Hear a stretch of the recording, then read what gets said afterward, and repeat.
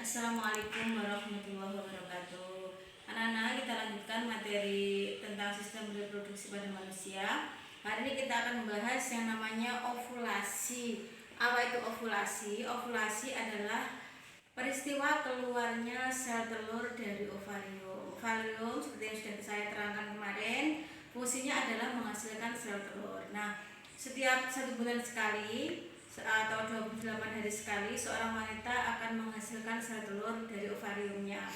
Sekitar pada minggu kedua atau 14 hari maka wanita akan menghasilkan sel telur. Peristiwanya namanya ovulasi. Nah, sel telur tersebut akan ditangkap oleh Fimbria, kemudian dibawa menuju ke tuba falopi atau ovidak. Di dalam ovidak, sel telur akan menunggu. Jika seorang wanita melakukan hubungan seksual dengan seorang pria, maka sperma akan masuk dan akan bergerak menuju ke ovidak. Disitulah akan terjadi peristiwa yang namanya fertilisasi. Apa itu fertilisasi? Atau disebut juga pembuahan, adalah bertemunya atau meleburnya sperma dengan sel telur. Setelah sperma dengan sel telur melebur, akan membentuk yang namanya zigot. Kemudian zigot akan membelah dan membelah lagi, akan berkembang menjadi embrio. Embrio akan menempel pada dinding rahim, kemudian akan berkembang mulai dari umur 1 bulan sampai pada akhirnya 9 bulan.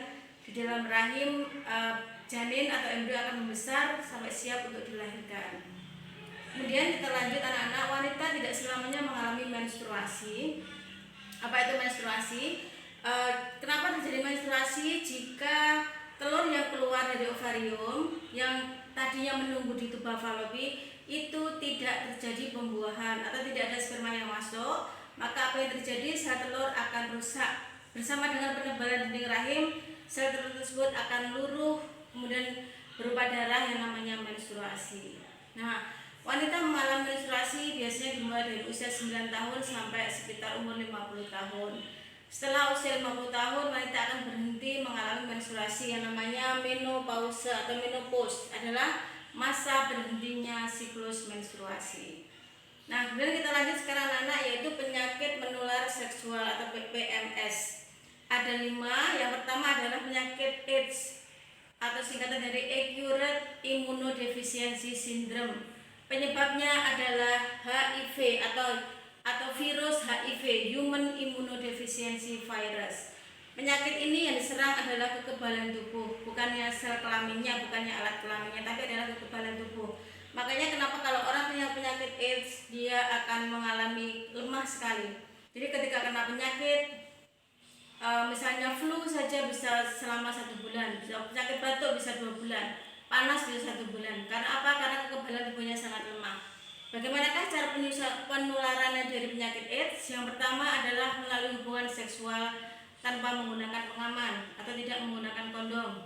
Kemudian yang kedua, jika terjadi luka, kemudian darah tersebut masuk kepada orang lain, maka bisa tertular. Itu yang kedua. Kemudian yang ketiga, melalui jarum suntik atau transfusi darah. Jika ada seseorang yang mengalami kecelakaan atau membutuhkan darah, kemudian darahnya dari orang yang terkena penyakit AIDS bisa tertular. Itu adalah cara penularan penyakit AIDS. Kemudian yang kedua adalah herpes simplex. Penyebabnya juga virus, namanya virus herpes. Ini juga menyerang di daerah alat kelamin. Bagaimanakah tanda-tandanya? Tanda-tanda penyakit herpes seperti ada bintil-bintil, gatal, kemudian merah, kemudian melepuh, dan melepuh tersebut bisa pecah, bisa menimbulkan luka yang sangat sakit seperti kepanasan. Bagaimanakah cara penyembuhannya? Tentu saja harus berobat kepada dokter dan dikasih obat antivirus. Selanjutnya adalah ketika keputihan. Keputihan sering dialami oleh wanita, meskipun keputihan pria juga bisa mengalami keputihan. Nah, keputihan disebabkan oleh jamur namanya Candida albicans. Jamur ini menyerang pada wanita yang jarang menjaga kebersihannya. Jadi diusahakan seorang wanita kalau sudah mengalami menstruasi sesering mungkin mengganti celana dalamnya, karena kalau dalam daerah sekitar wanita vagina itu lembab, maka jamur ini akan sering tumbuh. Nah, bagaimanakah ciri-ciri penyakit keputihan? Akan keluar lendir yang berwarna agak merah atau agak kekuningan, kecoklatan, kemudian rasanya gatal, dan menimbulkan bau yang tidak enak. Jadi kalau seperti itu terjadi berarti kena keputihan, harus segera diobati karena bisa masuk ke dalam rahim dan bisa menyebabkan kalau sudah kena kepada ovarium bisa akan menyebabkan kesulitan untuk memiliki anak. Dan selanjutnya adalah gonore atau rok kencing nanah. Penyebabnya adalah Listeria gonorrhoeae, ini adalah bakteri. Bagaimanakah tanda-tanda penyakit tersebut? Tanda-tandanya pada laki-laki ketika dia mengeluarkan air seni atau urin itu akan sangat sakit sehingga mengeluarkan nanah. Kalau pada wanita ditandai dengan keputihan yang sangat parah, kental, kemudian berwarna kecoklat kehitaman, kekuningan, baunya tidak enak dan juga menimbulkan bau busuk.